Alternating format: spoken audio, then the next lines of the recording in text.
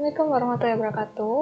Pada kesempatan hari ini kita akan mempelajari mengenai tata surya, pertama tentang benda-benda langit yang ada di tata surya kita. Untuk pertama-tama kita akan mempelajari perbedaan dari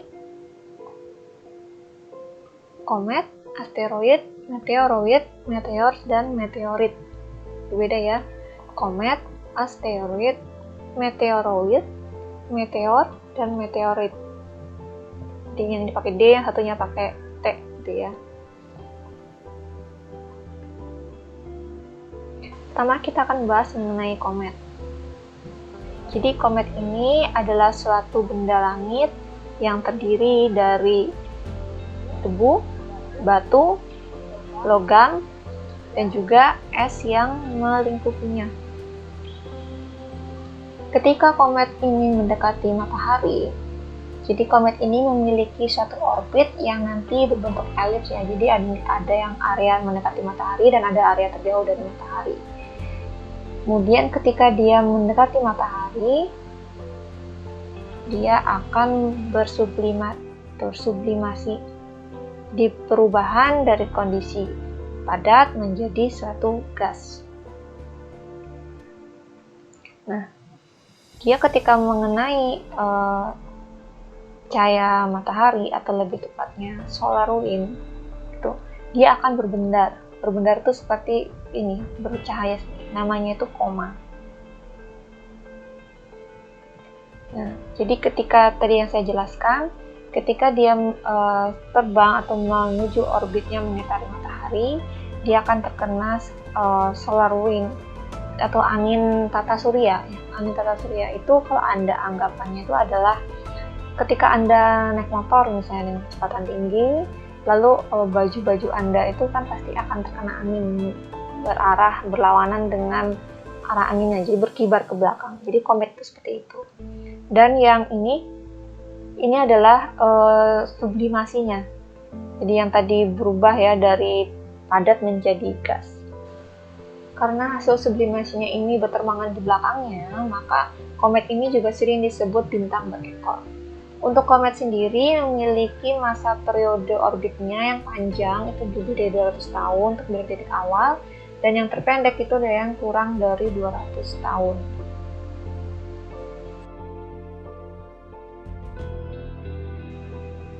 Jadi bentuk ini ya orbitnya ya, bentuk orbitnya itu elips seperti ini, bukan bulat. Jadi ketika dia mendekati matahari itu dia akan berbendar. Yang kedua ini adalah asteroid, sama seperti komet.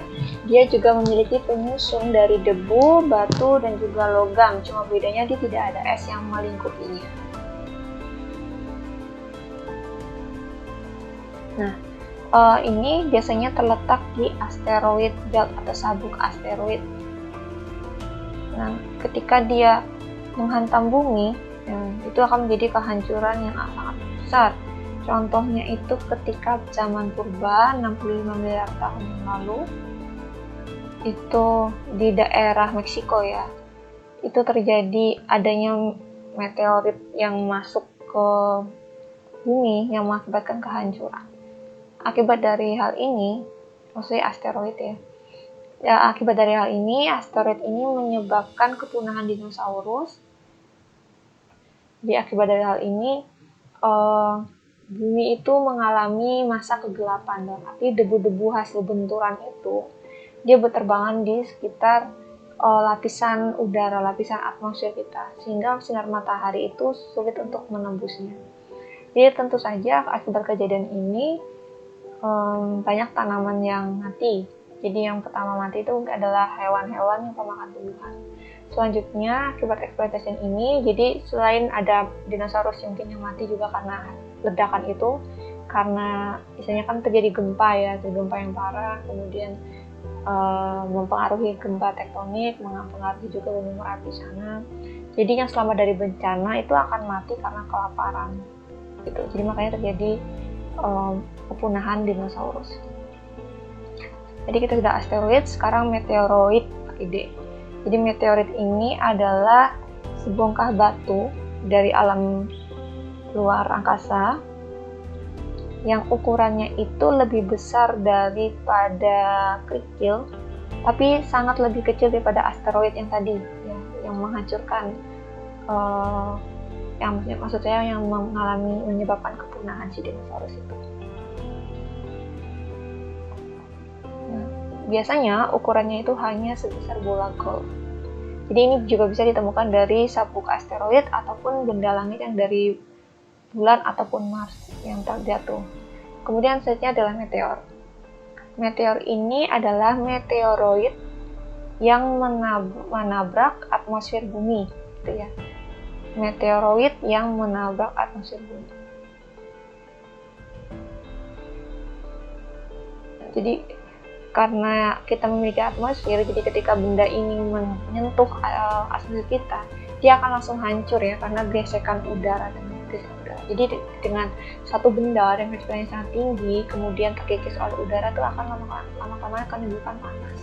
Jadi panas inilah yang lambat laun juga mengikis dari benda ini. Pada akhirnya yang terlihat di kita yang ada di bumi itu seperti bintang jatuh, tapi sebenarnya bukan.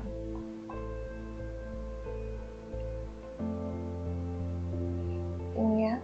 Jadi ketika saya bilang ketika dia mengenai atmosfer, dia akan terbakar. Nah, pembakarannya ini kadang menimbulkan suatu kilatan yang sangat terang ya ketika kita berada di bumi. Kalau orang dulu itu percaya bahwa itu ada keajaiban, maksudnya ada kehidupan lain di angkasa sana. Itu kepercayaan Yunani kuno. Jadi karena bentuknya sangat kecil, biasanya tuh sulit dideteksi. Tapi sebenarnya ini meskipun terlihat hasil bakarannya ini terlihat sangat terang, tapi ternyata ukurannya itu hanya sebesar bola golf.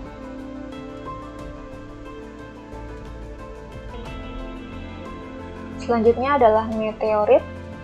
Jadi meteorit ini adalah meteoroid yang berhasil melalui atau melewati atmosfer bumi. Jadi dia sudah berhasil masuk ke dalam bumi. Beda ya dengan meteor tadi. Kalau meteor itu kan yang habis terbakar di atmosfer. Kalau meteoroid ini yang berhasil masuk ke bumi.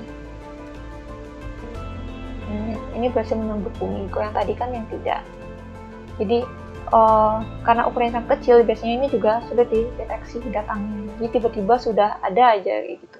Tiba-tiba mengantuk bumi, tiba-tiba gitu.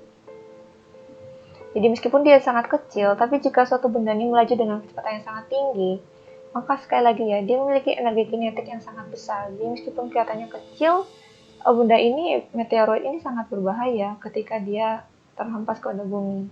Jadi cukup bisa menyebabkan kehancuran. Dalam arti itu bukan kehancuran yang explosion seperti yang zaman purba yang dinosaurus tadi, tapi kawah yang ditimbulkannya itu cukup bisa menghancurkan misalnya area tempat tinggal kita, area rumah kita. Dalam arti maksudnya diameter kawahnya itu bisa 5 meter sampai 10 meter gitu. Tapi kita beruntung karena kita memiliki atmosfer yang melindungi kita.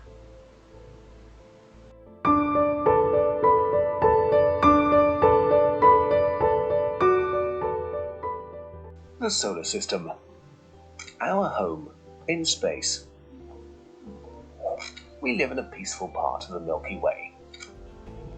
Our home is the solar system, a 4.5 billion-year-old formation that races around the galactic center at 200,000 kilometers per hour and circles it once every 250 million years. Our star, the Sun, is at the center of the solar system. It's orbited by 8 planets, trillions of asteroids and comets, and a few dwarf planets. The 8 planets are divided into 4 planets like ours: Mercury, Venus, Earth and Mars, and 4 gas giants: Jupiter, Saturn, Uranus and Neptune. Mercury is the smallest and lightest of all the planets. A Mercury year is shorter than a Mercury day, which leads to enormous fluctuations in temperature. Mercury does not have an atmosphere or a moon. Venus is one of the brightest objects in the solar system, and by far the hottest planet, with atmospheric pressure that is 92 times higher than on Earth.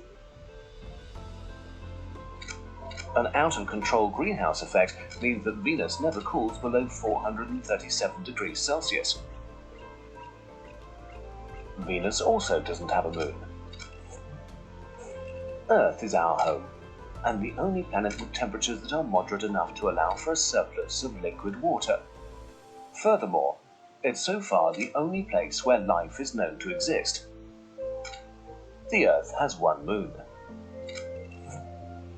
Mars is the second smallest planet in the solar system and hardly massive enough to keep a very thin atmosphere. Its Olympus Mons is the largest mountain in the solar system, more than 3 times as high as Mount Everest. Mars has 2 small moons. Jupiter is the largest and most massive planet in the solar system. It consists largely of hydrogen and helium and is the theatre for the largest and most powerful storms we know. Its largest storm, the Great Red Spot, is 3 times as large as Earth. Jupiter has 67 moons. Saturn is the second largest planet and possesses the smallest density of all the planets. If you had a sufficiently large bathtub, Saturn would swim in it. Saturn is also known for its extended, very visible ring system. It has 62 moons. Uranus is the third largest planet and one of the coldest. Of all the gas giants, it's also the smallest. The special thing about Uranus is that its axis of rotation is tilted sideways, in contrast to the 7 other planets. It has 27 moons. Neptune is the last planet in the solar system and is similar to Uranus. It's so far removed from the Sun that a Neptune year is 164 Earth years long.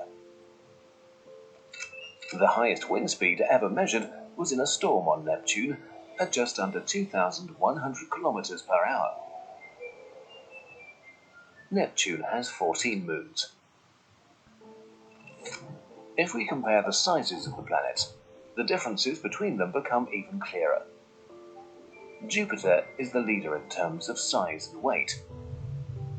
Small Mercury, on the other hand, is even smaller than one of Jupiter's moons, Ganymede.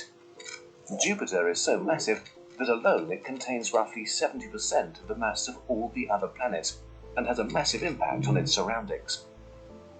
That's a blessing for Earth, since Jupiter draws most of the dangerously large asteroids that could wipe out life on Earth. But even Jupiter is a dwarf in comparison to our star, the Sun. Calling it massive does not do justice to the Sun. It makes up 99.86% of the mass in our solar system. For the most part, it consists of hydrogen and helium. Only less than 2% is made up of heavy elements like oxygen or iron. At its core, the Sun fuses 620 million tons of hydrogen each second and generates enough energy to satisfy mankind's needs for years. But not only the 8 planets orbit our Sun, trillions of asteroids and comets also circle it. Most of them are concentrated into 2 belts: the asteroid belt between Mars and Jupiter, and the Kuiper belt at the edge of the solar system. These belts are home to countless objects, some as large as a dust particle, others the size of dwarf planets. The most well-known object in the asteroid belt is Ceres. The most well-known objects in the Kuiper belt are Pluto, Makemake, and Haumea.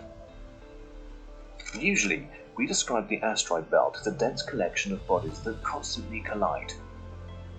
But in fact, the asteroids are distributed across an area that is so indescribably large that it's even difficult to see 2 asteroids at once.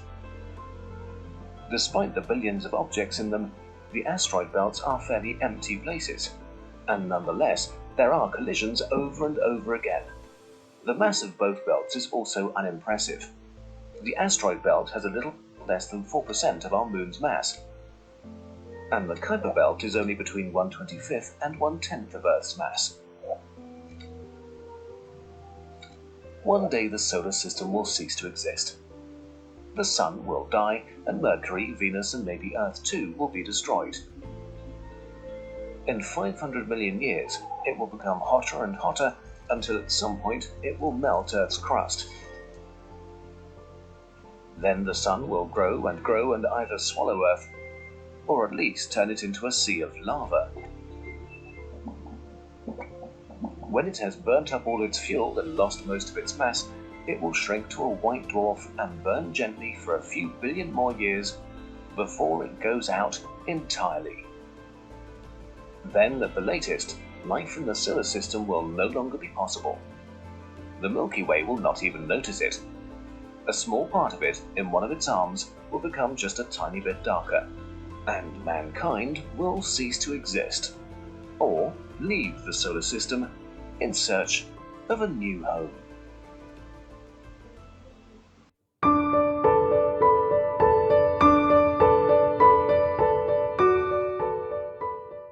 Mungkin banyak dari kita dulu ingat bahwa tata surya kita itu terdiri dari 9 planet, dan Pluto adalah salah satunya. Tetapi kemudian Pluto tak dianggap lagi sebagai planet. Kenapa demikian?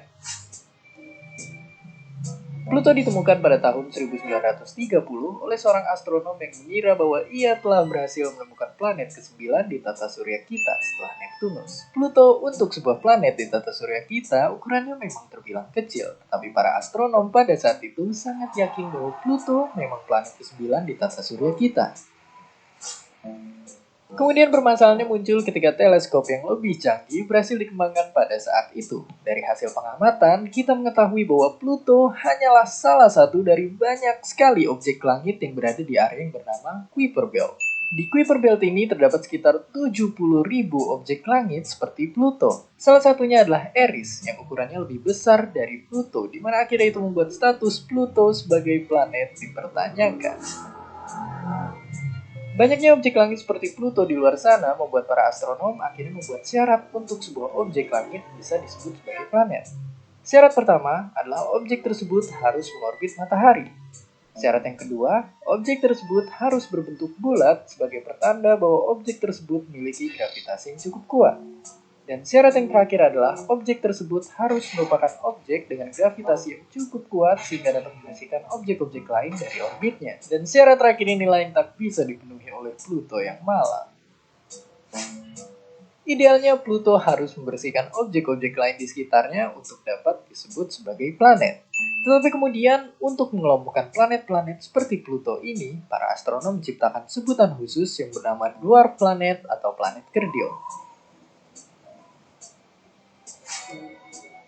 Jadi kita harus berterima kasih kepada Pluto karena faktanya sebelum kasus Pluto di tahun 2006 kita tidak memiliki syarat spesifik untuk sebuah objek langit bisa disebut sebagai planet. Dan mungkin saja jika bukan karena Pluto, objek berbentuk bulat apapun yang melayang di angkasa bisa saja kita sebut sebagai planet. Dan seperti biasa, terima kasih.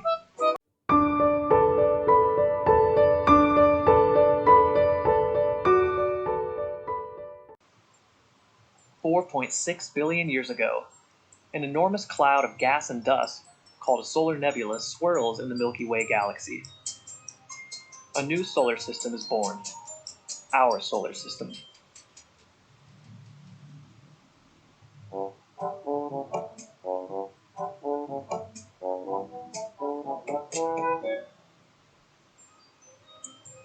In a process known as the conservation of angular momentum, gravity collapses the cloud, turning it into a flattened, spinning disk. The powerful gravity pulls most of the gas into the center of the disk, and this gas gradually condenses, coalesces, and ultimately forms our sun. Leftover gas and dust swirls around and slowly begins clumping together. Now the strong solar winds blast outward from the sun, blowing lighter materials like hydrogen and helium far out. Heavier material like dust and rocks resist the solar wind and remain close to the center. And it's this heavy material that begins clumping together, eventually forming the prototypes of the inner rocky planets, including planet Earth. It's the Earth's dense, rocky core that forms first. Heavy materials like iron and nickel gravitate to the center, whereas lighter materials drift to the outside, eventually forming the Earth's crust. Over millions of years, the new Earth begins trapping stray gas in its powerful gravity, and this gas eventually becomes our sacred, life-saving atmosphere. But suddenly, around 1 billion years after the Earth is formed, Theia, a large Mars-sized body, floating freely in the new solar system, crashes into Earth, causing near catastrophic damage. Millions of pieces of the infant planet blast outward into space. Some pieces become trapped in the Earth's gravity, ultimately becoming our moon. Today, comets are rare in the inner solar system, only appearing a few times every several decades. But during the early primordial times, comets were very abundant throughout the entire solar system. It's believed these icy comets colliding with a young Earth were the initial cause of water on our planet's surface. Of course, since then, Earth has become the pleasant, life-bearing planet we know as home. We enjoy an abundance of vegetation, water, tools, and technologies. We live a safe and protected life under our atmosphere. That is, until the sun turns into a red giant, incinerates the entire planet, and wipes out all evidence that Earth ever existed. But not to worry, we've got 5 billion years to figure that out, and we can discuss this in another episode.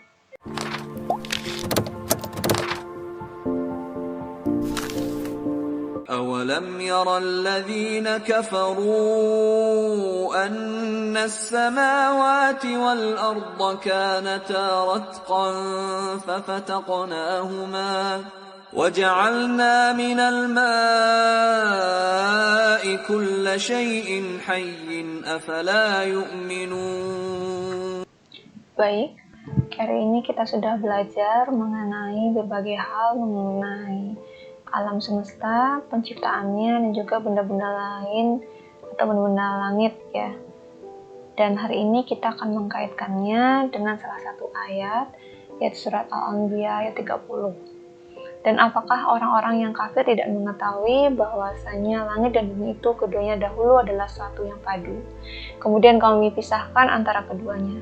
Dan dari air kami jadikan segala sesuatu yang hidup, maka mengapakah mereka tiada juga beriman? Dari ayat ini kita belajar bahwa dahulu kala itu awal penciptanya itu langit dan bumi itu adalah satu kesatuan, dan kemudian terpisahlah kedua menjadi langit dan bumi. Arti sebenarnya dari ini adalah proses terjadinya Big Bang, yaitu di mana terjadinya suatu tekanan yang kompak yang pada akhirnya ada penggabungan dari beberapa partikel muncul dari quark ya. Kemarin kita sudah belajar antipartikel dan partikel, pada akhirnya antipartikel itu hilang, kemudian munculnya quark, kemudian quark saling bergabung menjadi hidrogen, dan kemudian terjadinya ekspansi atau pelebaran ya. Pelebaran alam semesta dari satu titik menuju ke segala arah yang kita kenal sekarang ini sebagai alam semesta. Jadi pengetahuan ini ternyata sudah dijelaskan dari Al-Quran jauh sebelum ilmu sains ini ditemukan. Ini adalah suatu hal yang sangat menakjubkan bagi kita ya. Jadi dari ayat ini kita tahu bahwa posisi Al-Quran, posisi agama kita itu jauh lebih maju dibandingkan sains. Hanya saja memang tidak diceritakan secara eksplisit karena Allah sudah memerintahkan kita untuk selalu mengamati apa yang ada di langit dan apa yang ada di bumi. Itu ya yang kemarin kita sudah pelajari di pertemuan sebelumnya. Jadi itulah fungsi dari ilmu pengetahuan atau ilmu sains, untuk menjelaskan lebih lanjut mengenai hal-hal yang belum diketahui di ayat Al-Quran.